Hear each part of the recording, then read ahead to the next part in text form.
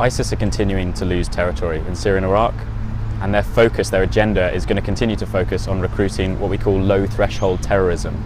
These individuals or small cells that don't require coordination or financial or material support. And when we look at the London Bridge and the Westminster attacks, we can see that it fits that modus operandi of ISIS, using knives and trucks and cars. And it's further indication that the propaganda of ISIS and the routes of communication they're using are reaching those willing and able to carry out these attacks. What we need to realise is that this is a generational issue now. This isn't going to disappear just because they're losing territory in Syria and Iraq.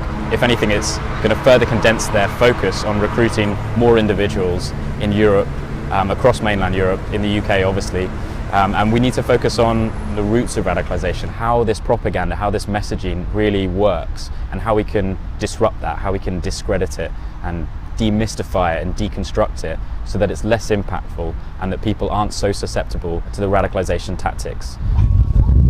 Their focus is on the social impact that these attacks cause. They're not so concerned about the actual tragedy to human life. That's why they focus on such important areas. London Bridge, Borough Market, Westminster, these are places in London and in the UK that everyone knows about. And I think that's really important to recognise, that they understand that the media response and then the public response is why they do these things. Education is key for young people in the aftermath of these attacks. After Manchester and after London Bridge, there was an uptake from teachers and parents downloading the How to Talk About Terrorist Incidents on the PHSE website. And this is really significant. Young people need to be able to have an open discussion about these sort of things. If there isn't that at schools, and if there isn't that at home, they will move online and they'll eventually find more divisive and fear-mongering commentary. So education is really significant, especially with young people. And I think it's really key as well that the media recognise the need to dictate the terms of how they report it. So when they use phrases such as lone wolf, that was coined by Al-Qaeda.